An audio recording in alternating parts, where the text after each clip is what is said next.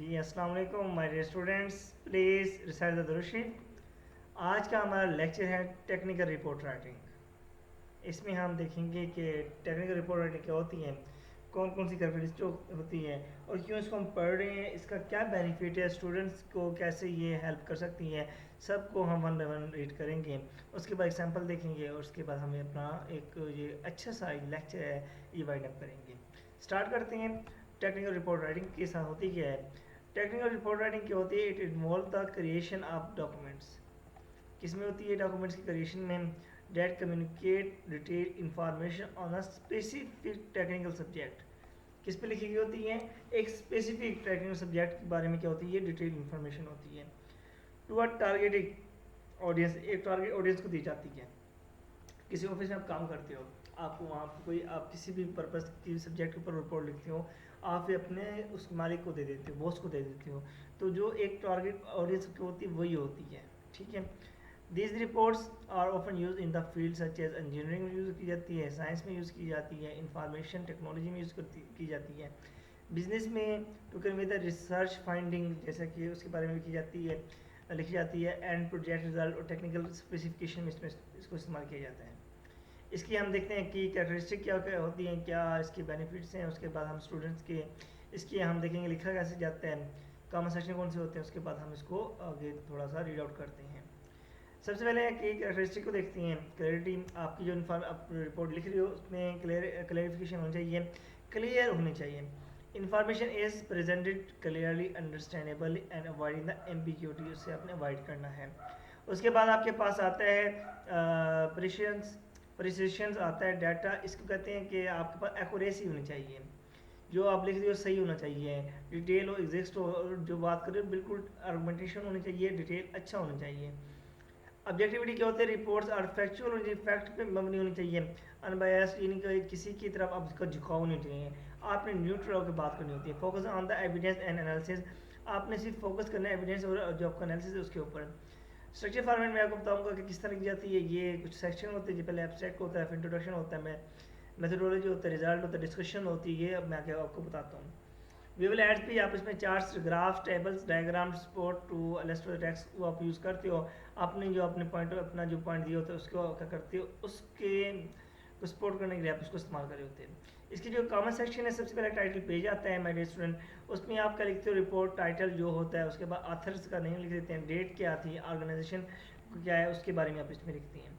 अब स्टेक एक छोटी सी समरी होती है, इसके अंदर आप बता रहे होते हैं ब्रीफ समरी के अंदर रिपोर्ट के कंटेंट के, उसके पर्पस के बारे में, की फाइंडिंग जो आपने की उसमें थोड़ी सी बात कर रहे होते हैं, 8 लाइनों में 10 लाइनों में होती है। फिर आप टेबल कंटेंट क्या बताते हो कि कौन सा आप लिस्ट सब शामिल करते हो कि मैं इस रिपोर्ट में क्या क्या बात करने वाला हूँ, क्या क्या बात करने वाली हूँ, इसमें बताते हो। इंट्रोडक्शन, आप पहला इंट्रोडक्शन आ जाता है, इसमें आप उसका बैकग्राउंड इन्फॉर्मेशन बताते हो, उसके ऑब्जेक्टिव बताते हो, स्कोप बताते हो इसके अंदर, इंट्रोडक्शन के अंदर। मेथोडोलॉजी आप बताते हो कौन सा हो गया आपने किया होगा, क्वालिटेटिव किया, क्वांटिटेटिव किया, मिक्स किया, आप बताते हो मेथड कौन सा यूज़ किया। Describe the method and procedures use to together analyse the data, आपने कौन सा आपने मेथड यूज़ किया किस के डाटा को गैदर करने के लिए। रिजल्ट बताते हो, result the finding other research और analysis often with the visual aids, आप उस चैट वगैरह ग्राफ वगैरह बना के दिखाते हो कि जो भी मेरा रिजल्ट है ये चीज़ें हैं, इसमें बताते हो। फिर आज डिस्कशन आ जाती है, इसमें फिर आप बताते हो इंटरप्ट द रिजल्ट अब तक कैसे रिजल्ट क्या निकला, explain their significance and application, उसके सिग्निफिकेंट बताते हो, एप्लीकेशन वगैरह उसके बता रहे होते हैं इसके अंदर। उसके बाद आपके पास कंक्लूजन आ जाता है, सबको आप summarise the main finding and suggest recommendations और फ्यूचर एक्शन।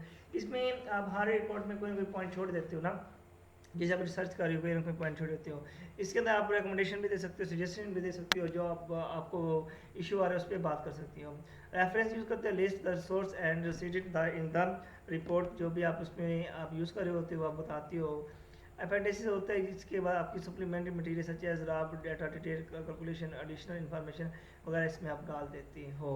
ये तो इसकी कॉमन सेक्शन थी। उसके बाद इसका पर्पस क्या होता है मैंने बात की थी।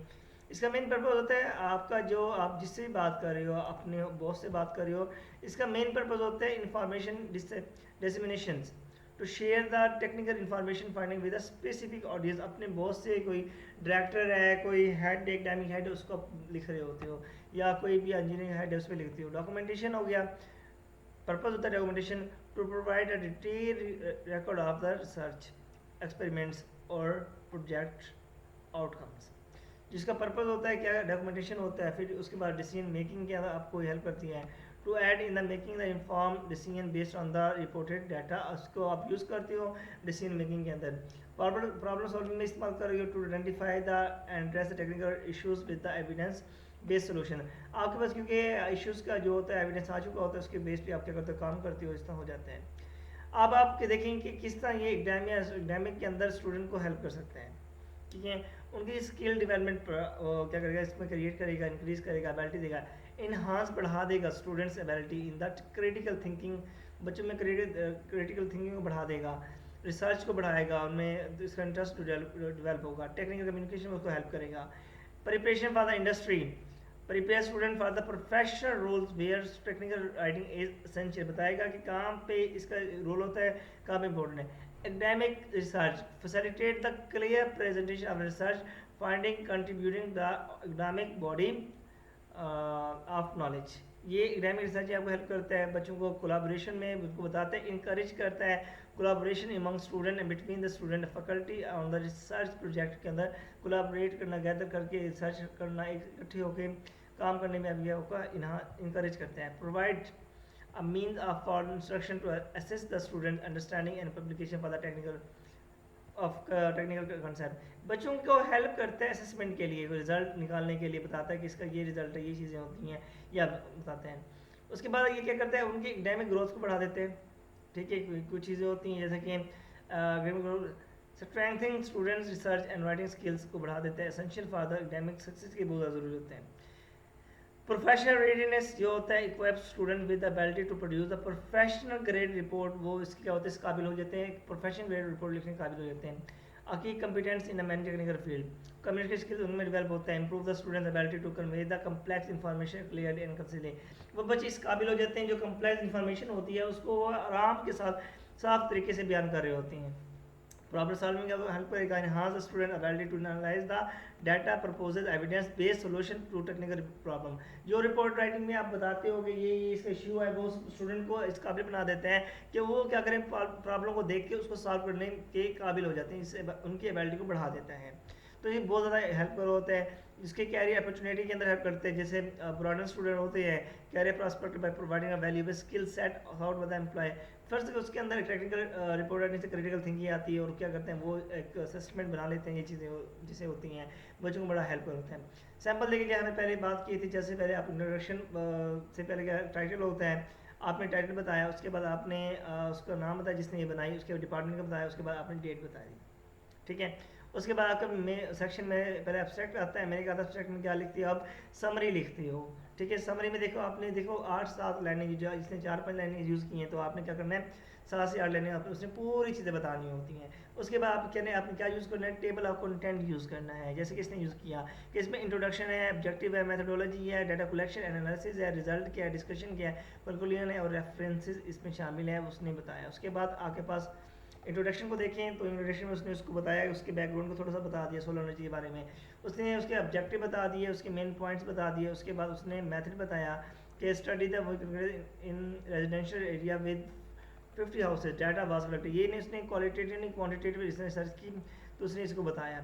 तो उसने उसके बाद आप उसने रिसर्च करने के बाद उसने बताया कि उसने डाटा कलेक्शन का उसको एनालिसिस किया।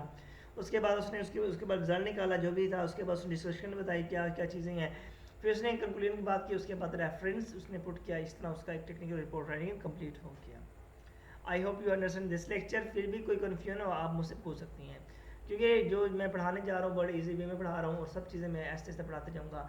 आप मुझे कमेंट से बताते रहिएगा क्या क्या चीज़ें आपको नहीं आती, तो इंशाल्लाह मैं कोशिश करूँगा कि फ़ौरन यानी एक उसी वीक के अंदर आपको लेक्चर बना के दे दूँ। अपना ख्याल रखिएगा, इस चैनल का भी आगे भी शेयर किया करें अपना, और इस चैनल को भी आगे शेयर करके कमेंट्स पास किया करें। Thank you so much. Pakistan जिंदाबाद।